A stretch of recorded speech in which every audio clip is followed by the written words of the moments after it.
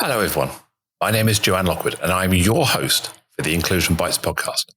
In this series, I will be interviewing a number of amazing people and simply having a conversation around the subject of inclusion, belonging, and generally making the world a better place for everyone to thrive. If you'd like to join me in the future, then please do drop me a line to joe.lockwood@seechangehappen.co.uk. That's SEE changehappen.co.uk. You'll be able to catch up with all of the previous shows on iTunes, Spotify, and the usual places. So plug in your headphones, grab a decaf, and let's get going. Today is episode 19 with the title, Creating a Level Playing Field in Attitude and Action. And I have the absolute honour and privilege to be joined by Sarah Bowl. I met Sarah a few years back at a diversity and inclusion event in London, and we've been friends ever since. Sarah describes herself as a trainer, consultant, event organizer, and public speaker.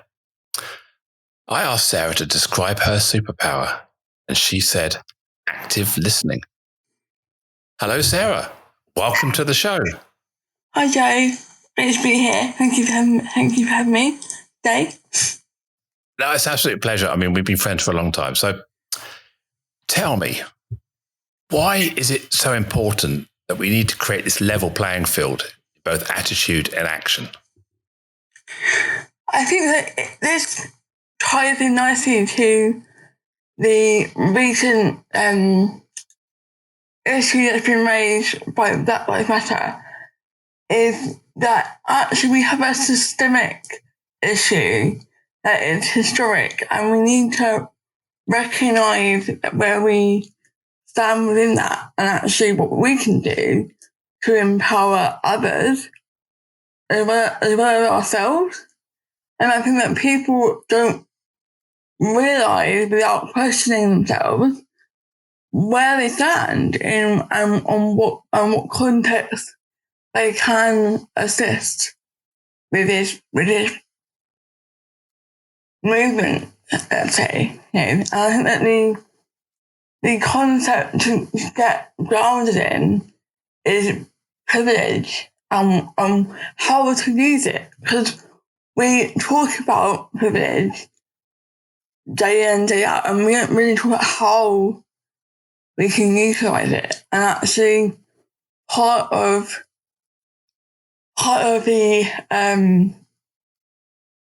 the reason why we need an equal level is because we're not equal yet. We're not on that playing field. And so when we use our privilege in the way that we can, we learn to invest in potential instead of meritocracy. So actually meritocracy only works when we start at the same point.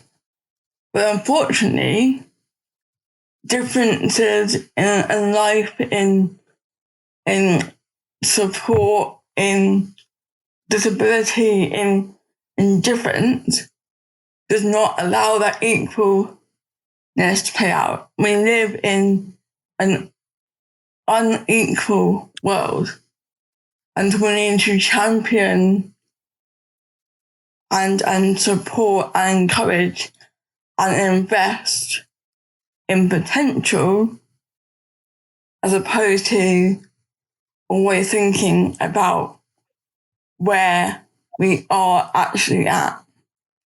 That makes sense? It does. And you're definitely pushing some of my favourite buttons here and things I talk about. And let's go back. You mentioned about privilege. What does privilege mean to you as a white girl? Or a white woman? What does that mean to you?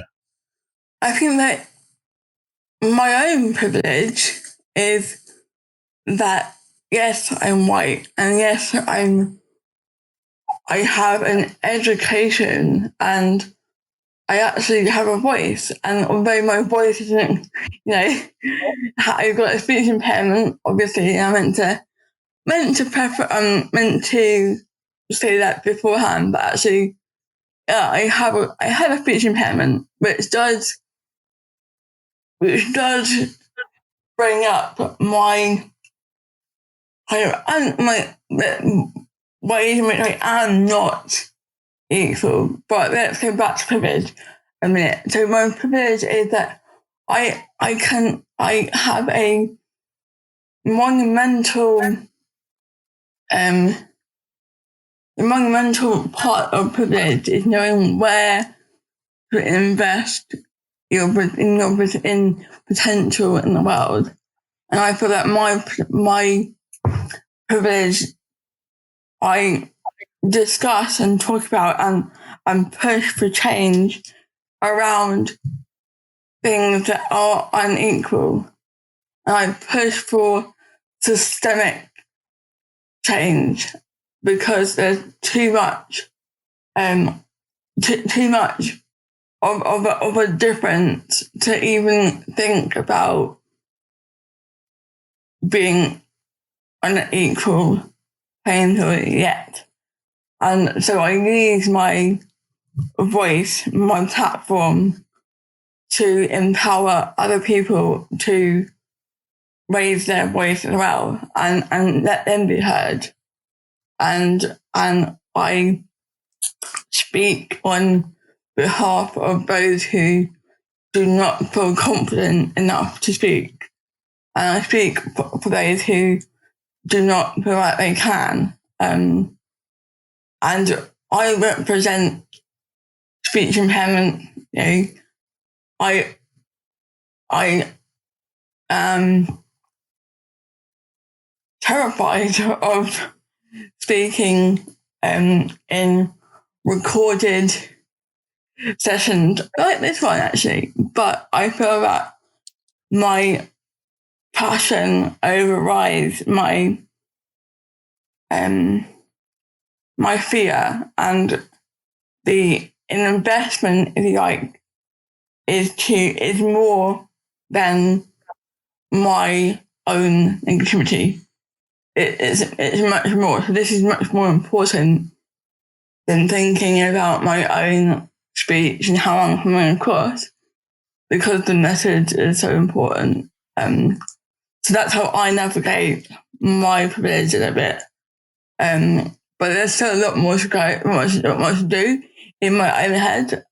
But I do think if we can, ground some of the elements of privilege that we hold and put those into action to try and make a culture which does raise up others to an equal, we can start there. Yeah, I mean, I understand completely. What I found sometimes is that when you challenge somebody and say they're privileged, or you say, have you checked your privilege, or do you understand your privilege? People get very defensive, don't they, when they're asked to think about the privileges they have, almost saying that they don't feel they have a privilege. So what would you say to them? I'm careful to avoid the direct question, because you're right, that can cause a conflict. And actually that conflict isn't like that uncomfort in the conversation can put a pause on rapport. And so through building rapport and trust in proactive engagement, let's say, builds that level of trust to enable us to have that conversation.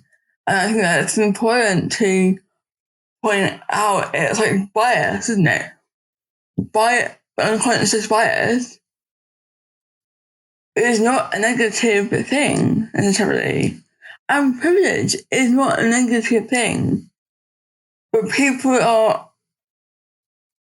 associate the word bias or the word privilege with negativity, when actually it's the opposite. And we can utilize our privilege in a positive way to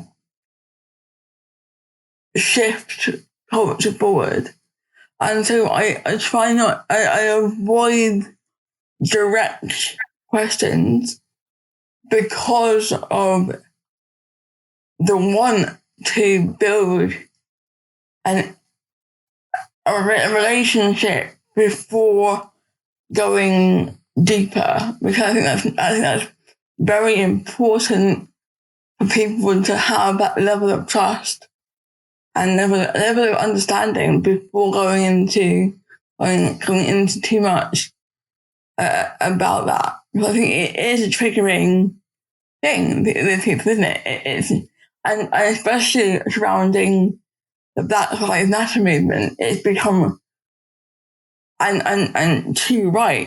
Black Lives Matter has finally become global thing, and finally this tragedy after tragedy we see in the world was blind eye to it. There was a blind eye. There was a bystander effect there, and now it's not so much. Now there's an anti-racism movement rather than ignorance, rather than turning away.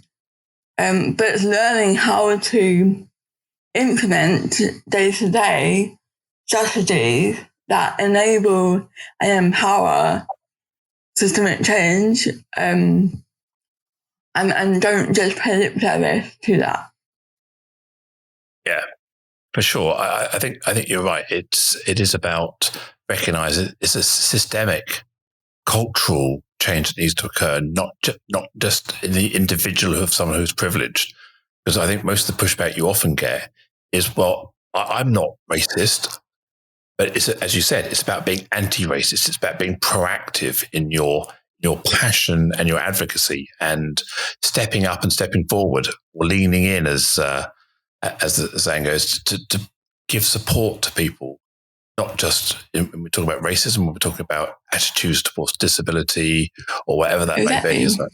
Yeah, and I think that's no more clear than talking about inequality in a general sense, because actually, when we look at disability, I obviously I have a disability, but I fought to go to a mainstream school, and so because I knew that I wanted an education, because I knew of negativity and the fight that you have from the start when you start at a different where their starting lines aren't the same. And so having that knowledge, having that experience does give huge the gift of empathy. You get empathy from that, and you learn to empathize with difference. You learn to empathize with people who experience maybe different challenges, but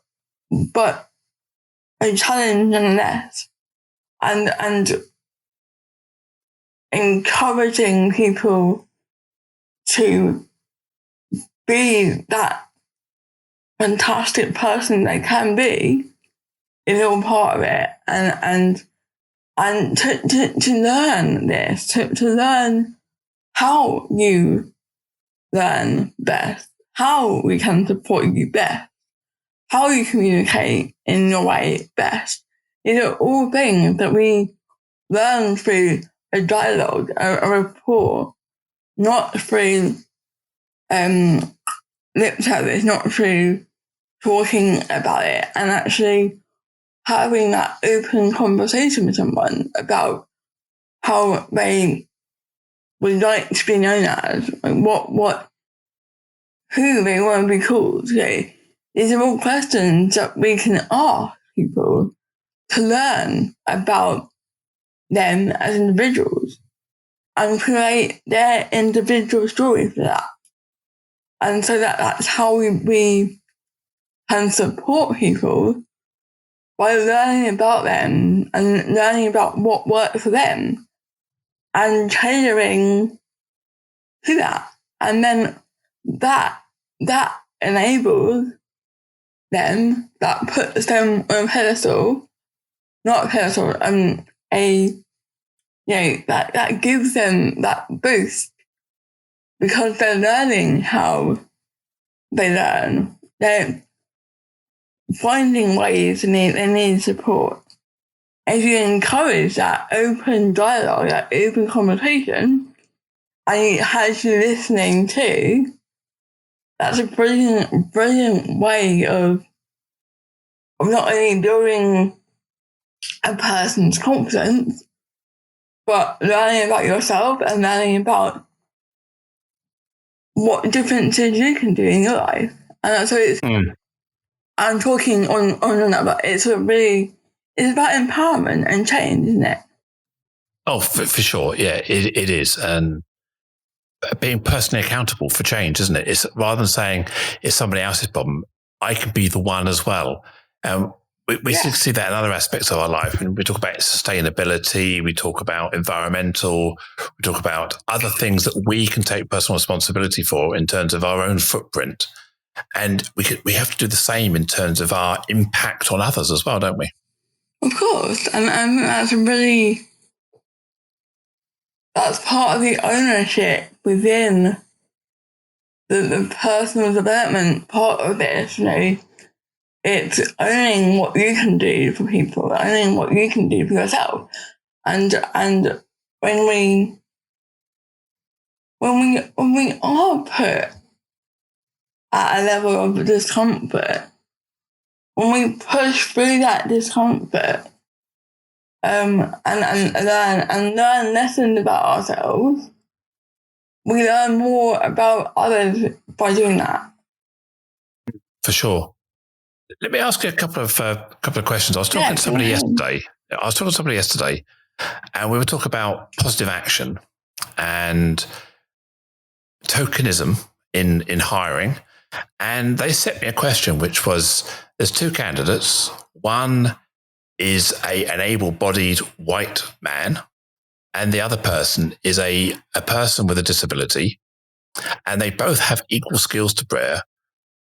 So in terms of positive action, why should they pick the disabled person, the person with a disability? And their argument was that the person without a disability would be easier to hire. But we want to challenge that, don't we, when we're looking at this? I mean, I don't think it's about easy to hire. I think it's about not wanting to change the status quo. And that's what challenge brings you. You have to change the mold. And that's what people are starting to see now. That's what we all have something to bring to a role, And positive action is a good thing if it is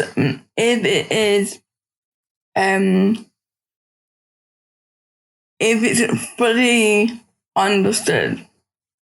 Because positive action, some people see positive action as an unfair thing, or a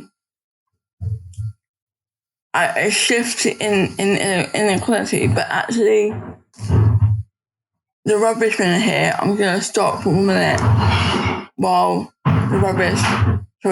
Don't worry. We've had people's mums on the conversation in the past, so okay. It's okay. It's worst timing. I know. At least it's not the Amazon man. I know. So the Amazon man or the Amazon person. So this timing is perfect, isn't it? Ridiculous. Yeah. Now, this is an inclusive podcast. We're open to all contributions from all people, so don't worry about the rubbish man. I'm hoping it'll go away quickly.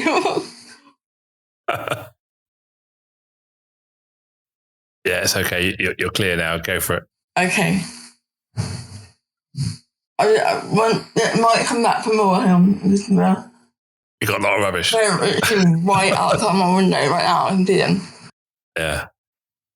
So this is just to prove to everybody that this podcast is live and raw. You know, we don't mess around with lots of edits and cuts. This is kind of as it happens. We roll as we roll, don't we? Yeah. So, well, apparently, yeah. So cool. Right. I think that migrating away. I think hopefully. But I think that's an important part lesson we've learned in this lockdown, that we have to bring our whole self to work, and what that means our whole home environment, and to sort of to start judging people on their background on Zoom calls, their children, their pets, or other things going on in the background. I think we've got to learn to get over that now, because this is the reality, isn't it? I mean, the part of that which affects me,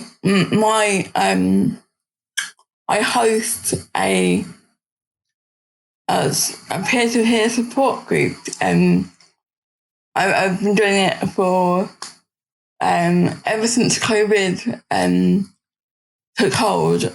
A weekly support group, and we have to navigate slow internet. We have to navigate, people walking around and with important things to say, and actually we just have to fight through the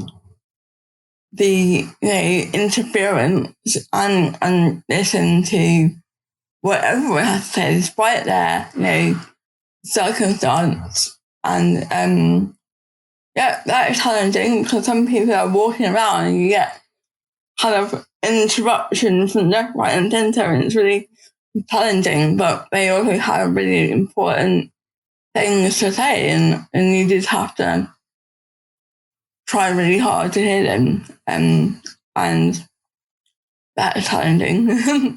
But yeah. So you hear a lot of people saying that it's much easier for people who are disabled or with a disability, whichever phrase you like to use, whichever terminology. Now we're in lockdown, you're working in your home environment, therefore your environment is geared around your accessibility needs. Is that true, or are we just generalizing that it's going to be better for people with disabilities to work from home? I think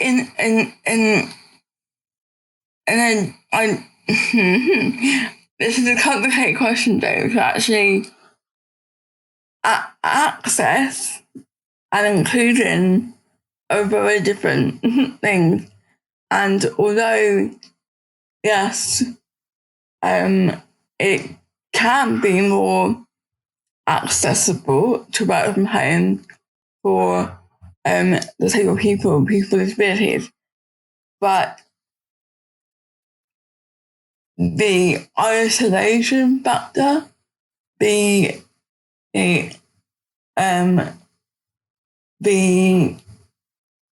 other things surrounding inclusion, the culture, the understanding, and the trust, doing what we said before, asking questions, making sure support is there, and making sure we have all we need we have all the equipment we need to pursue in a comfortable way.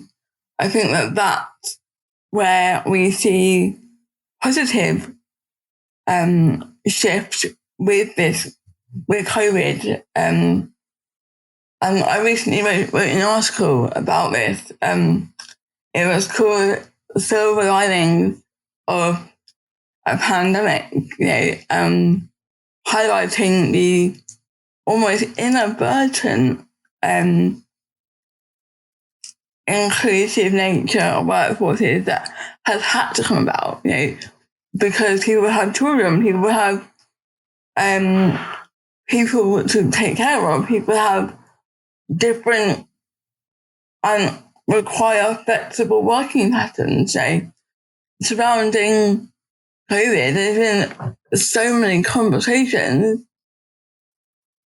surrounding empathy, being empathetic to our workforce because of this change.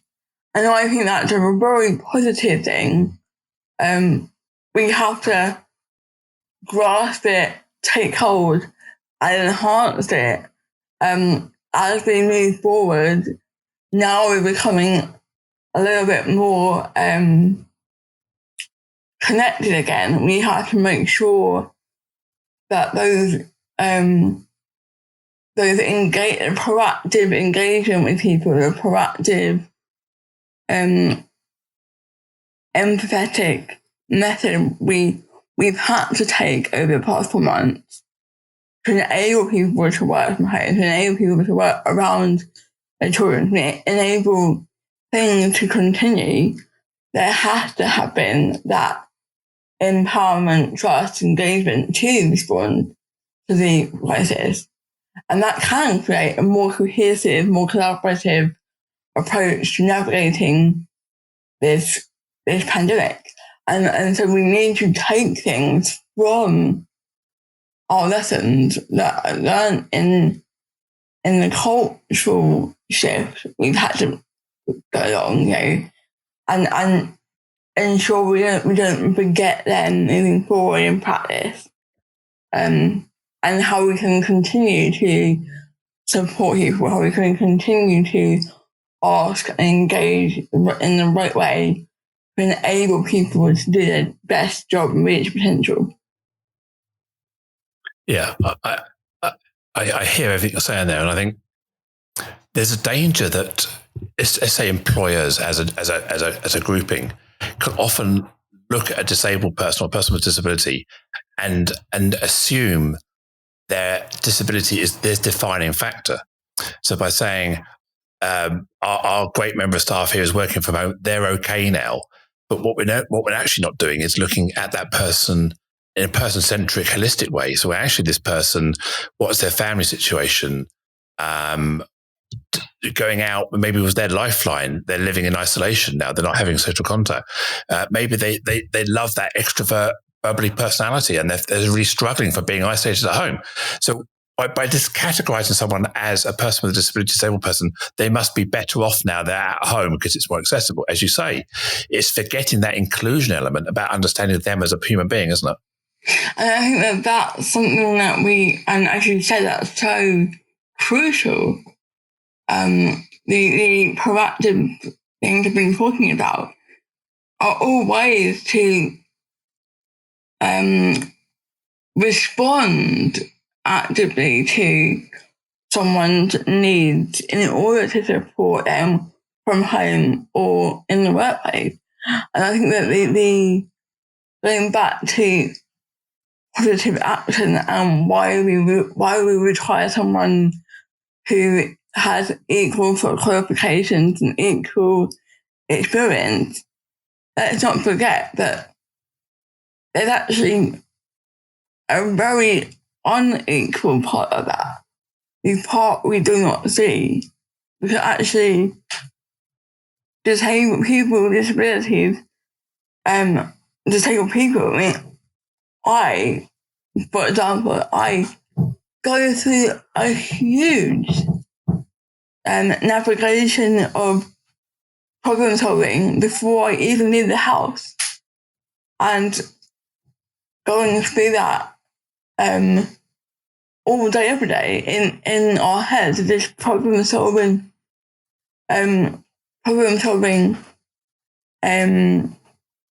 mechanism that is completely unseen. That makes us actually probably better for a job, because actually we have the ability to problem solve in record time because we do it all the time. And that's the part that is not seen, that is incredibly well hidden within a lot of people who are going through either cognitive or social disability or physical disability. There's so much not seen that we inadvertently put them on a level playing field with someone who's equally qualified and equally experienced. But actually, I would argue that that's actually probably not true. So what you see on a TV and what someone thoughts about and how they actually got there is a very different story. Yeah.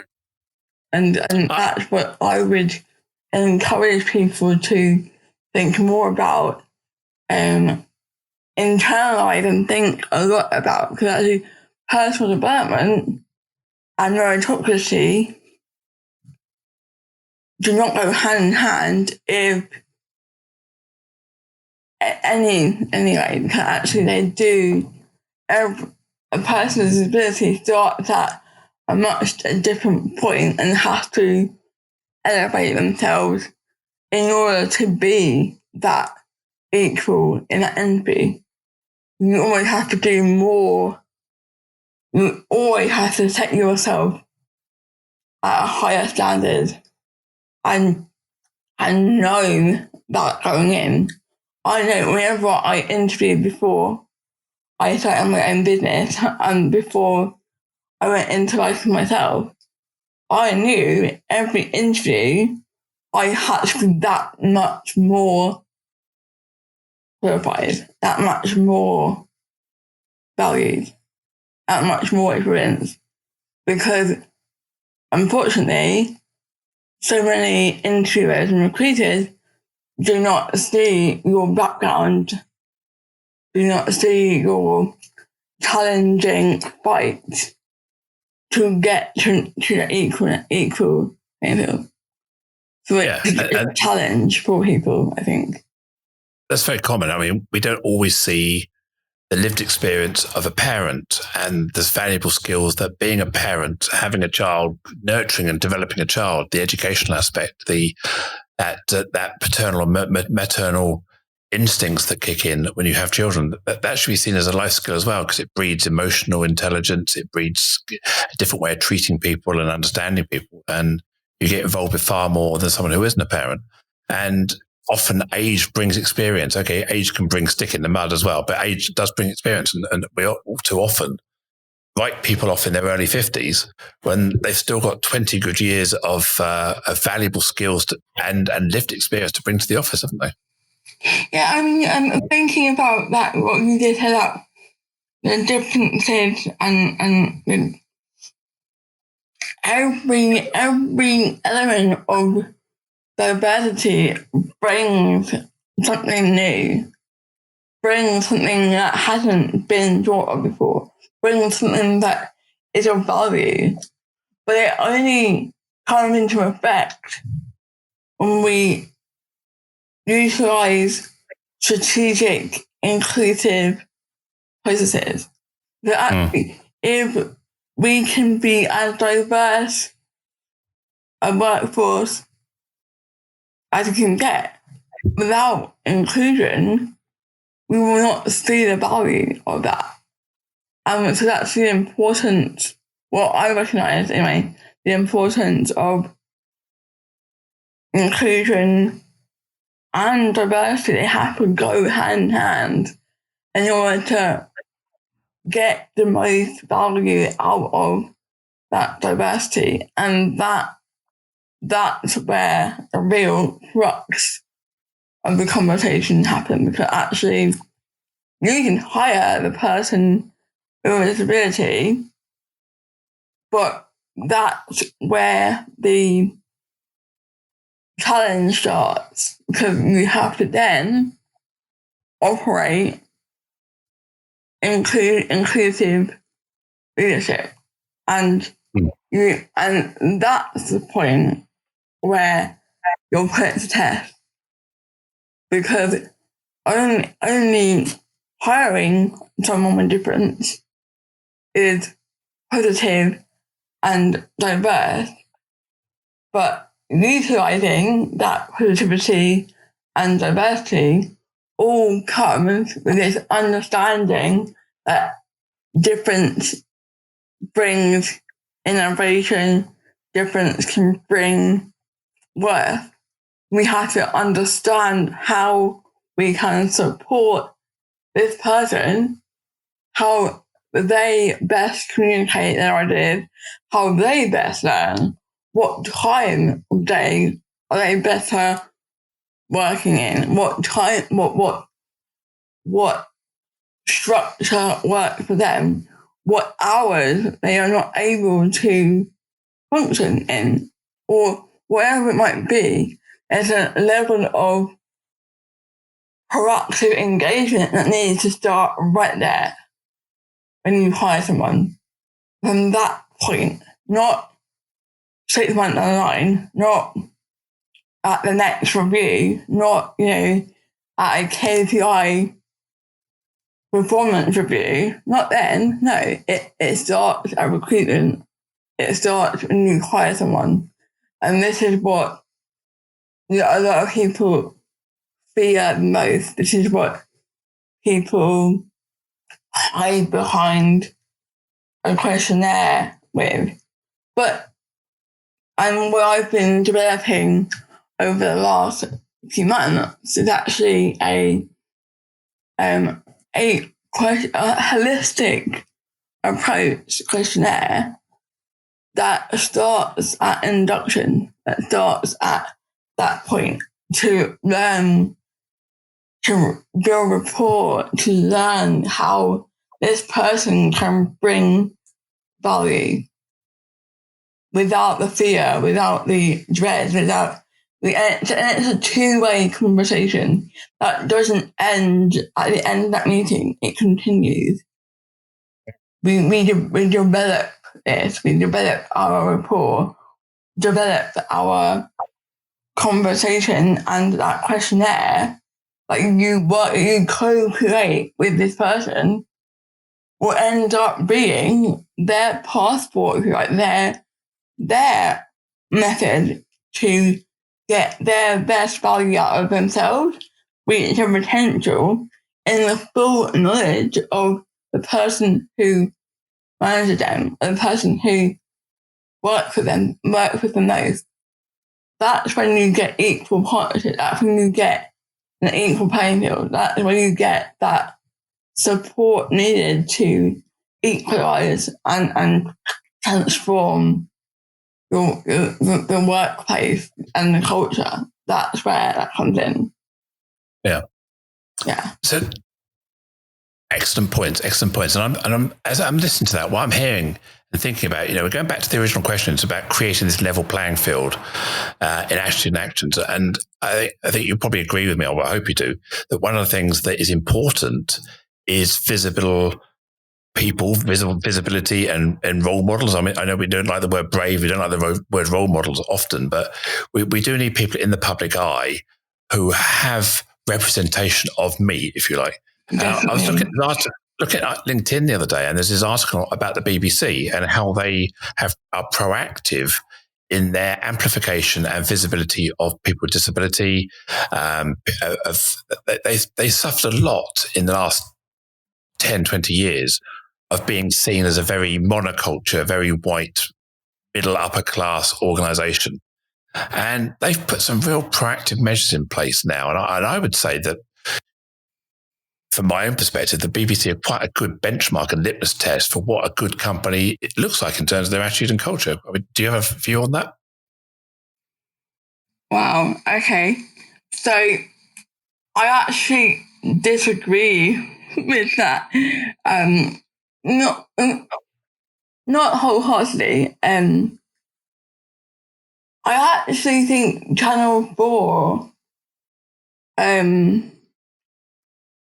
present a much better working model of inclusion and diversity. The BBC may have improved over the years, yes. But there is, as with so many big organizations, there is the tiers of hiring and at what level. and the proportionality of the proportionality of management compared to entry-level recruitment, or compared to the space for going up in this organisation, has yet to develop working strategies that effectively improve the span of diversity throughout the hierarchy. When Channel 4 come in, they've had a diverse board for years. They've hired diverse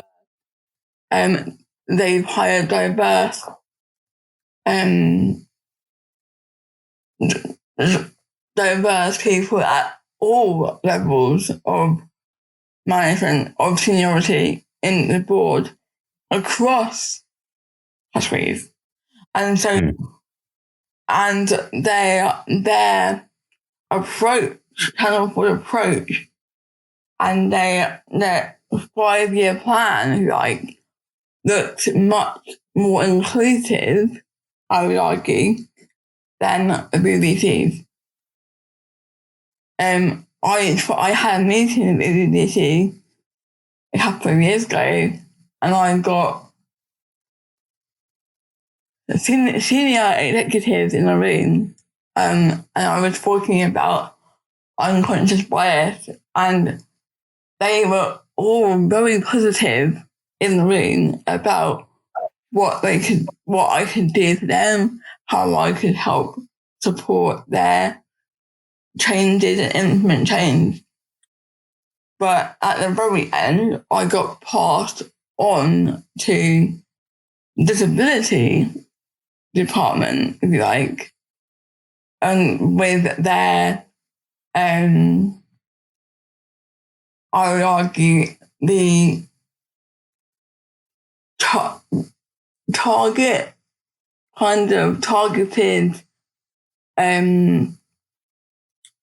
hiring strategy of the same people, which I at that time disagreed with, because it was very much a divisive program, I felt. And these, although they were offered a contract for a year to learn, there was no further window for experience beyond that. And that demonstrates what we've been saying about the danger of corrective action without a thought-out plan. As there are, going back to speech impairment, there are so few people, role models out there at management, senior management, director levels. It's not seen often. And this is where I see my privilege coming out, because although I hate the way I talk, I hate that that's a difference for me, and that it's still something I'm working on. And it's 32 years later, that's still something I'm working on, to feel comfortable in the way that I talk. But if I wasn't here doing what I'm doing as part of my business and my moral fiber, to be that role model for someone with a speech impairment who doesn't feel confident to be in a place of work. And that is not surprising, because actually so many workplaces do not know what to do with speech impairment. And when people don't know what to do, they avoid it. and they'll come up with 5 excuses for not hiring someone, legit perhaps, but their real reason perhaps is their fear of the unknown and not having the resources, the questions, the right tools to enable that person to feel comfortable and do their job well. And that's where the barrier comes down. And we have to continue, as you said, being that role model for people who are not confident, are not do not feel able to do that themselves. So, I mean, you were talking about speech impairment and how it's a significant barrier both to you and to people with speech impediments in the workplace. What's your thoughts about the why? Is it because people haven't got the patience to listen to you actively, or is it because people assume because you have a speech impairment that you're less intelligent, or is it a bit of both or a bit of everything? It depends hugely on who you're talking to, but I think yes, it's a combination. It's because there are so few resources on this. There's so few people saying, right, this is what to do here. That's why there's that fear, and there's that barrier in understanding whether it's something to do with if a person what I want to talk about preference nowadays, because preference in communication method is something that I'm probably passionate about. And actually, we talk about preference and empowerment when it comes to gender and wanting to be referred to as the gender you identify as. And so that question is out there. That question about, hey, what do you prefer to be referred to as? Once that's known, brilliant. Not brilliant, but that's a known entity that you prefer, or that you would like to be referred to as a woman, let's say. And when we ask the question, okay, so what's your preferred method of communication? That opens up so many doors, because actually a person can then say, oh, well, I might not be confident in speaking, but I have great ideas that I want to communicate via email. Or I have brilliant ideas, but I'm uncomfortable speaking in front of a whole room of people. Can we chat in a small group? These are things that can encourage people to think about how best they do things and how confident they can be in getting a job done when they're given that option. And I think that's a huge question that isn't asked enough. I believe that if that question were asked by employers, it would get much more out of people than they do. And that's not just people with speech impediments, that's anybody. It's about being person-centric, isn't it? Yeah. We're being inclusive. We ask somebody, what can we do to help you? What can we do to make you succeed or help you succeed? Yeah. And the point that this brings up is that actually that conversation doesn't stop, there. If someone says no, or, oh, I don't know yet, or whatever, that's part of personal development. And actually knowing that stuff can come about through learning about themselves. So don't expect an answer right away. You might not get one. You might get haphazardly thought out one.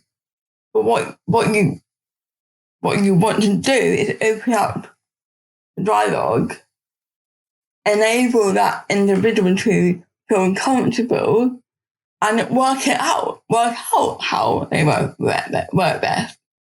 Work out whether a flexible schedule works for them. Work out what time of day they best work. Like, we were saying before, Joe, weren't we, about we both work better in the afternoon. And so why push ourselves to sit in front of a computer, staring at a blank screen for hours, and actually, if we work better and more productively in a concentrated burst in the afternoon, we might get much more done and feel less frustrated and feel much more content with ourselves and a much higher level of well-being if we work that out and we follow that in the way we work. And that's all about making workplaces a much more agile environment, flexible, working out, using space to work it out. And it will change over time. So you open and continue and leave open that dialogue. Oh, for sure. It's making me think about, are we actually getting anywhere? You know, we've got all these positive action campaigns. We've got all this awareness. We've got more hashtags than we can count now. We've got the movements. We've got passionate people. We've got visibility. But are we really, really making a lot of difference? Are we getting anywhere, do you think? I think it's taking time, but actually, this is the real silver lining and of this combination of challenges that we have been working through since COVID came into our lives, and actually the importance of inclusive practice and the urgency of inclusive practice. When we began lockdown, companies, organizations, businesses around the world had to change ways of doing things. And that happened very fast because they had to. And the urgency of all that drove this monumental change, a shift in all practices, in almost remarkably fast, because the importance of change and the urgency of change, for the first time, I believe, became equal. And so the change that was urgently needed came to fruition. And to me, that just demonstrated that workforces where can are able to change. But the urgency of it all to happen before COVID, before pandemic, wasn't urgent enough. And so what I'm trying to say here is that I think more change has happened over the past 4 months than decades, because they've had to do it in order to continue business. And that means changing up your communication, changing up your flexibility, changing up your working from home. Okay. change up your interest in well-being, because people working from home were immediately kind of being thought of, oh, okay, is that person right there? Have they got what I need? Let's have a conversation. And inadvertently created flexibility, trust, empowerment, autonomy, carefully choreographed, but they had to accommodate the changing climate, and the work-life balance, has had to change, and it's become paramount in our, inclusive initiatives have inadvertently become paramount in everyday working, which is awesome. And I think that that's a really, really cool, collaborative, cohesive effect of navigating this pandemic, utilizing and generating creating a technical transformation really about how we work. Brilliant, amazing, that's what we've been trying to do for years. And finally, it's coming out of the woodwork. Proactive engagement's happening, empathy is happening, all of these things we've been fighting for years and years are actually starting to show their worth. And I think it's important to remember, I'll be coming back round to sort of circle almost to the start of this intro, start of our little chat here. It is possible to do this. Yes, some jobs are not possible to do working at home. And people have been really challenged there. And we recognise privilege with that like never before. And I just think it's really important to remember what went on and what's going on here in the workforce change, in the workplace change, a dynamic change that has to continue. And I do think that is able to continue. We need to hold tightly of what we've learned here. We can't let it go, because like the Olympics, when the Olympics came to London, Joe, for a 3 months period, we saw access in London, brilliant. Oh, that's it. That's an accessible station. Excellent. That means that people can navigate around London easier. But when the mentality dropped, when the morale of the Paralympics dropped in London, attitudes dropped as well. People forgot the empowerment and forgot the awesome people who were in Paralympics in London, And when we know more than ever, the maintaining that momentum, maintaining that attitude of a positive is crucial to maintaining changes that are happening and to ensure they're happening in the right way. And it all comes back to engagement, proactive engagement. Yeah, definitely. And I've heard that said before about that London, how it had all this potential and then it hasn't carried the momentum on, and austerity and other things kicked in. But yeah, there's no excuses. We started making great progress. I think you're right about the change within COVID is that we've gone from a country full of organizations, maybe in the world, where we started from we can't do that, we can't do this, all these reasons about security, about too hard to manage, or we can't trust you. We've gone from that really attitude overnight to we have to, and we are.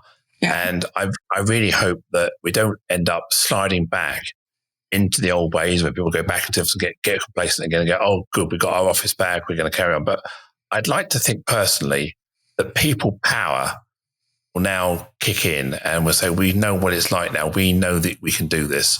Let's carry on. And I think we're already seeing the shift in some major organizations communicating.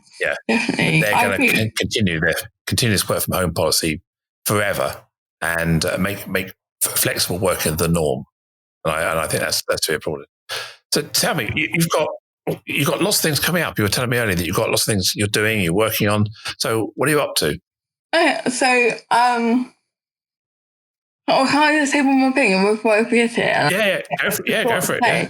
But this is it on this. We originally the strategic change that happened in the first 2 months, 2 weeks, first month of COVID was putting out fires, right? It was putting out fires and testing the waters and beginning to embed. But now, reaction has stopped and response has kicked in, and embedding these innovative solutions that affect change. So it's all about when we were putting out fires and testing the waters, it was seen as a temporary thing, right? But it's been going on for so long now that actually what you said right, it's starting to embed, it's starting to become less reactive, more responsive, and therefore more inclusive. So to answer your other question about what's going on for me right now, I'm developing guidelines to support inclusive online events and meetings to make it's a guidance book, really, guidance on how to make online meetings inclusive through a physical stance, but also through what we can do around communication in that angle. And so I'm developing these guidelines and I'm hosting an event. The date is to be confirmed as yet, but it's a communication event focused on engagement, and I'm very excited to have from across the board hugely different challenges and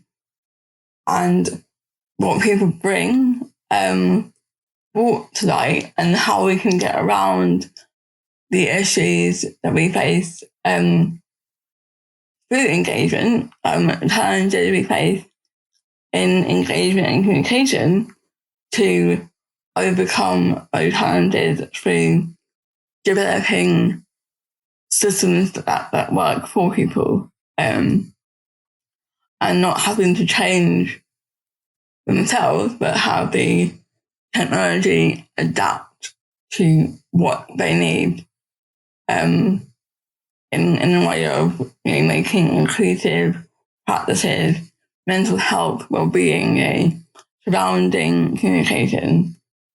Like anxiety is a massive thing that's not associated much with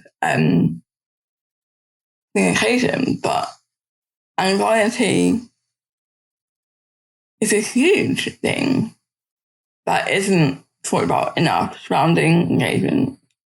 And I go into, in the guidelines, I provide concrete examples, tangible, actionable examples of how we can do that better and how we can better support others in this online work cultural space we're trying to shift. So that's really exciting. But it sounds awesome.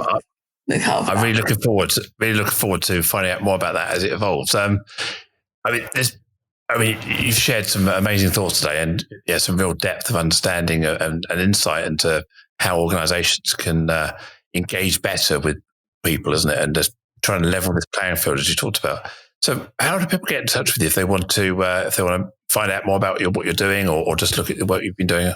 Great. So I have a website. It's sarahbarrow.co.uk, and that has information on what I offer, so strategic, inclusive consultancy. I offer in all areas of strategy, really, recruitment, personal development, engagement, communication, strategic change. I offer multiple training courses on unconscious bias, disability. I cover in depth, and able to create bespoke training courses for tailored to your your organizational needs. I cover mental health quite in depth. My events are publicized there. I have a Twitter handle at inclusion_SB, and my email is Sarah. Hang on, it's right. Inclusion at sarahbarrow.co.uk. That's the one, isn't it? Thank you. Yeah, inclusion.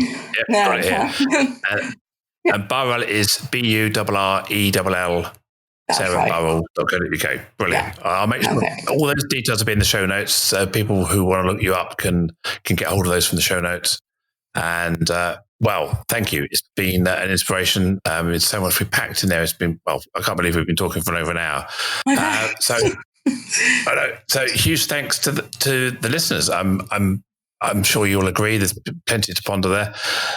So if you're listening, please do subscribe to keep updated on future episodes of the Inclusion Bites podcast. That's BITES. Please tell your friends, tell your colleagues. I assume you have some, and get them to subscribe as well. Please do share this on social media platforms. I've got a number of exciting guests lined up that I'm sure you'll be inspired by over the next few weeks and months. And if you'd like to be a guest, let me know. If you'd like to be sitting in the hot seat and having a conversation with me, then brilliant. Get in touch.